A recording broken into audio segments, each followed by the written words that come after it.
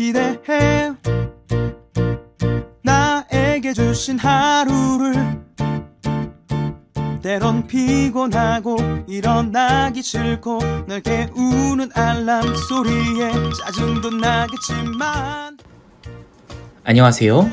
오늘도 푸른 말씀 김호영 강도사입니다. 주무시지 않고 나를 지키셨네. 오늘을 나에게 주셨네. 새 말씀 안에 주가 주신 사랑과 은혜와 능력. 오늘 우리가 나눌 말씀은 에베소서 3장 14절에서 18절까지 말씀입니다. 이러므로 내가 하늘과 땅에 있는 각 족속에게 이름을 주신 아버지 앞에 무릎을 꿇고 비노니 그의 영광의 풍성함을 따라 그의 성령으로 말미암아 너의 속사람을 능력으로 강건하게 하시오며 믿음으로 말미암아 그리스도께서 너희 마음에 계시게 하시옵고 너희가 사랑 가운데서 뿌리가 박히고 터가 굳어져서 능히 모든 성도와 함께 지식에 넘치는 그리스도의 사랑을 알고. 아멘. 좋은 아침입니다. 오늘 우리가 함께 나눌 말씀은 에베소서 3장 후반절 말씀인데요. 에베소서에는 이런 표현이 굉장히 많이 나옵니다. 어떤 표현이냐면 바로 풍성하신이라는 표현이 굉장히 많이 나옵니다. 우리가 1장을 읽을 때도 7절을 보시면 우리가 그리스도 안에서 그의 은혜의 풍성함을 따라 라는 표현이 있었고요. 또 2장을 읽을 때에도 4절에 보면 긍휼의 풍성하신 하나님이 우리를 사랑하신 그 큰 사랑으로 인하여 이런 표현이 있었고요. 또 7절에 또 있습니다. 그 은혜의 지극히 풍성함을 오는. 그리고 3장 8절에서도 측량할 수 없는 그리스도의 풍성을. 이 풍성하신이라는 말이 굉장히 많이 나오죠. 이처럼 바울은 이 자신의 개인적인 간증의 형태로 이 하나님의 은혜의 풍성함을 증거하고 있습니다. 이 그리스도의 측량할 수 없는 그 풍성함에 있어서 바울은 열변을 토하고 있는 거죠. 그리고 이제는 이 모든 풍성한 은혜를 주신 하나님 아버지께 무릎을 꿇고 이제 기도를 하고 있는데요. 오늘은 그 기도의 내용을 우리가 한번 살펴보면서 우리가 이 세상을 살아가면서 또 오늘 하루 어떻게 살아가야 되는지를 우리가 한번 묵상해보는 귀한 시간이 되기를 간절히 소원합니다. 바울이 어떻게 기도하는지 한번 읽어보죠. 14절 15절 말씀입니다. 이러므로 내가 하늘과 땅에 있는 각 족속에게 이름을 주신 아버지 앞에 무릎을 꿇고 비노니. 아멘. 바울이 하나님을 향해 무릎을 꿇었습니다. 여러분, 무릎을 꿇다라는 의미가 무엇입니까? 뭔가 패배, 지다라는 표현도 있겠지만 여기서 무릎을 꿇는 것은 겸손함과 진지함을 뜻한 겁니다. 하나님을 향한 그 바울의 경배의 자세가 보여지고 있는 것이죠. 여러분, 성경에서 기도하는 모습에 있어서 다양한 모습이 등장하는데요. 서서 기도하는 자세, 또 손을 들고 기도하는 자세, 얼굴을 땅에 대고 엎드려 기도하는 자세도 있습니다. 기도하는 자세가 정말 다양하고 자유롭지만 중요한 것은 하나님을 향해 얼마나 겸손한 자세로 또 진지하게 기도하냐라는 것입니다.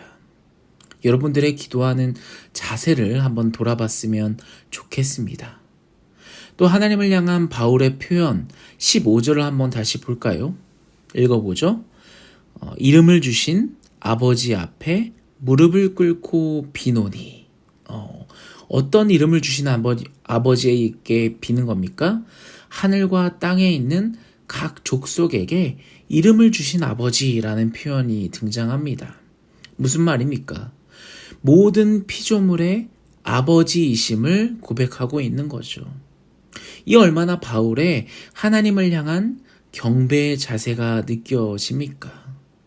그러한 자세로 바울은 또 이렇게 기도합니다. 16절부터 17절까지 말씀입니다.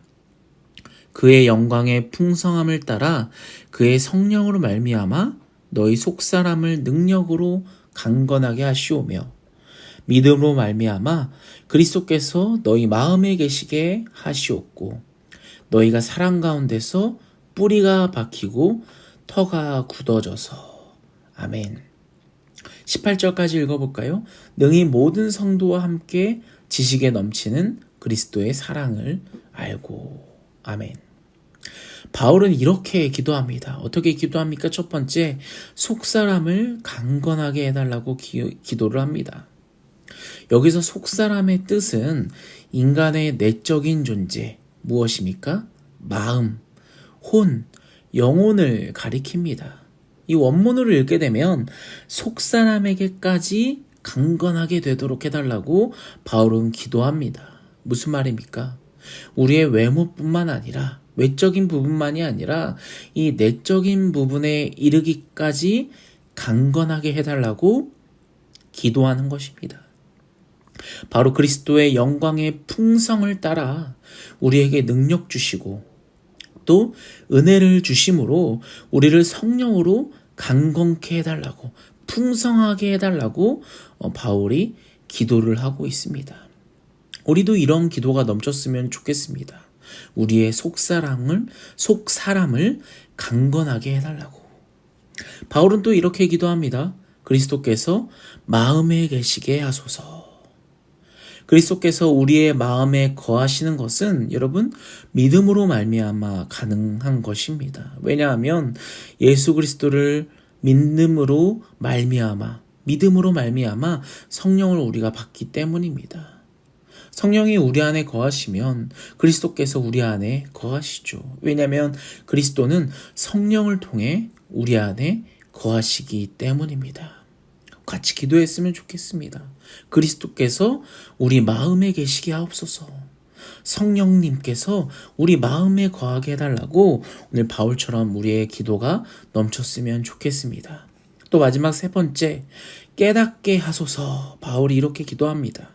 그 넓이와 길이와 높이와 깊이가 어떠함을 깨닫게 하소서라고 바울이 기도하고 있습니다. 무슨 말입니까? 무엇의 넓이와 무엇의 길이와 무엇의 높이입니까? 이걸 가지고 주석가들이 여러 추측을 하지만 교회를 말한다고 하는 분들도 있고 성전을 말한다고 하는 분들도 있고 속죄 사역을 생각하는 사람들도 있고 그리스도의 사랑을 생각하는 사람도 있고 구원 계획을 생각하는 사람도 있습니다. 하지만 말씀에 지식에 넘치는 그리스도의 사랑이라는 그 표현을 볼 때 아마도 그리스도의 사랑의 넓이와 그리스도의 사랑의 길이와 그리스도의 사랑의 높이와 그리스도의 사랑의 깊이가 어떠함을 깨닫기를 원한다는 기도로 우리가 추측할 수 있습니다. 어찌됐든 간에 가장 중요한 것은 바울은 이 그리스도를 향한 사랑이 우리 모든 성도들과 함께 깨닫게 원한다라고 고백을 하고 기도를 하고 있다라는 겁니다. 공통의 은혜인 거죠. 나눔을 바울이 실천하고 있고 하나님의 그 지혜와 사랑을 우리가 모두가 함께 깨닫게 해달라고 기도를 하고 있는 것입니다. 사랑하는 여러분, 오늘 우리가 이 세상을 살아가면서 기도할 때 바울과 같은 기도가 우리 마음속에서 흘러 넘쳤으면 좋겠습니다. 오늘 하루 이렇게 기도합시다. 첫 번째, 속사람을 강건하게 해달라고. 두 번째, 그리스도께서 마음에 계시게 해달라고. 마지막 세 번째, 깨닫게 해달라고. 무엇을 깨닫습니까? 하나님의 지혜와 사랑을.